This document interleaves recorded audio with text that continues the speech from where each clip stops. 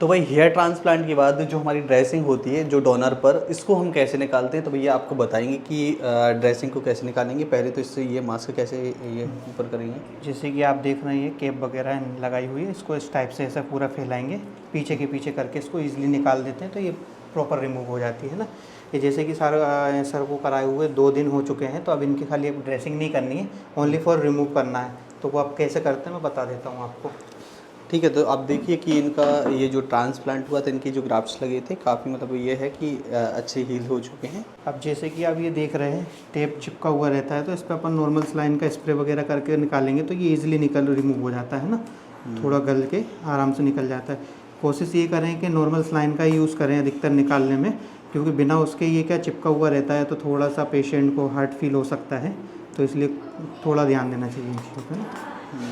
और ये जो ग्राफ्ट लगे हुए हैं इन पे मतलब टच यदि हो गया किसी का गलती से हाथ, तो ये नहीं होना चाहिए। वैसे तो कोशिश तो हमारी यही रहती है कि अधिकतर ऐसा कुछ हो ना, यदि कभी हो भी जाता है तो इतना वो नहीं रहता, क्योंकि दो दिन हो चुके, 2 दिन में ऑलरेडी बहुत अधिकतर मतलब सेट हो जाते हैं बाल। वैसे 3 दिन का खास करके होता है 72 घंटे में प्रॉपर ब्लड सर्कुलेशन बना लेते हैं, तो ये पेशेंट का थोड़ा बहुत कहीं पे लग भी जाता है तो ग्राफ इसमें डैमेज नहीं होते, नॉर्मल होती है प्रोसेस है ना। कभी कभी हमने ये देखा है कि कोई पेशेंट ने बोला कि यहाँ पे टच कर लिया तो उसको ब्लीडिंग हो गई, तो ये सब हो सकता है। ये एक कंडीशन होती है, देखो जैसे 2 दिन या 72 घंटे निकल जाते हैं ना, हाँ। उसके बाद में क्या होता है कि नॉर्मल टच करने पे कभी भी ग्राफ डैमेज होने के चांसेस नहीं होते। बस एक कंडीशन ये रहती है, या पेशेंट किसी चीज़ से ज़्यादा तेज टकरा गए या फिर किसी चीज़ से ऐसे रगड़ के निकल गया, तो उस कंडीशन में ग्राफ हिलता है, तो उस कंडीशन में ब्लीडिंग वगैरह ये देखने को मिल सकती है, और जो ग्राफ निकलेगा वो डैमेज ही होगा आपका, उसको वापस नहीं लगा सकते अपन।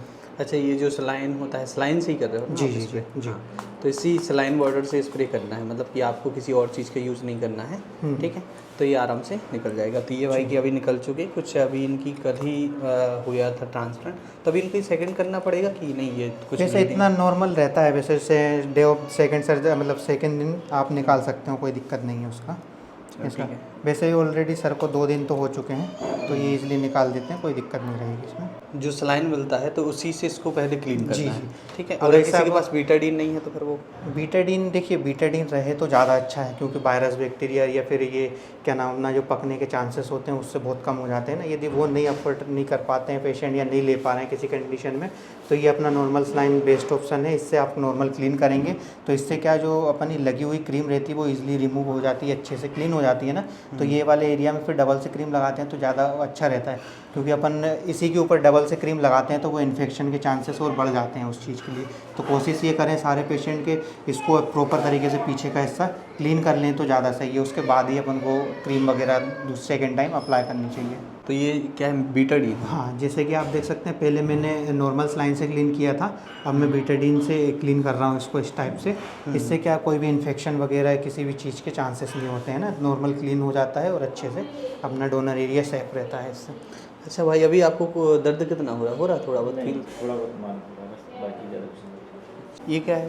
ये अपनी एंटीबायोटिक क्रीम है। एंटीबायोटिक क्रीम जी। तो इसको मतलब यहाँ डाउनर पे रेगुलर लगाना इसको रहेगा। मतलब पेशेंट को दिया भी जाता है साथ में? हाँ, ये पेशेंट को दी भी जाती है और पेशेंट को रोज़ क्लीन करना है, जैसे मैंने क्लीन किया था ना। पहले नॉर्मल सलाइन से स्प्रे करके क्लीन करेंगे, देन फिर बीटाडीन लिक्विड से इसको क्लीन करेंगे, उसके बाद में फिर ये क्रीम को अप्लाई करेंगे। हाँ, और एक और इनका क्वेश्चन था कि अब जैसे ये ड्रेसिंग निकल गई है, रिमूव हो गई है, तो ऐसे में हमें पिल्लों पे सोना रहेगा तो इस पर कोई इन्फेक्शन के चांसेस रहेंगे कि नहीं रहेंगे।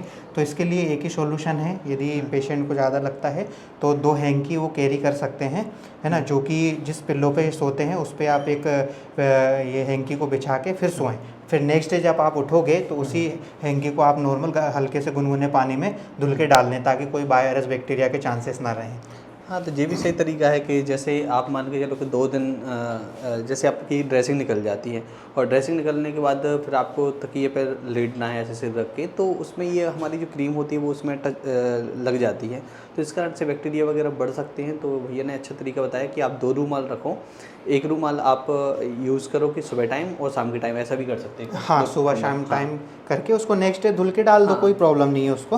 फिर क्या हल्के गुनगुने पानी में रहता है ना, तो वायरस बैक्टीरिया उसमें मर जाते हैं। तो वो वाला रुमाल आप यूज़ करोगे तो कोई वायरस के चांसेस नहीं हो रही, इस पर कोई इन्फ्लेमेशन वगैरह के चांसेस नहीं होता है ना। तो सही है, ये तरीका भी ठीक है, क्योंकि ये क्रीम बार बार लगाएंगे, बार बार उसमें चिपकेगी तो वो ठीक नहीं रहेगा।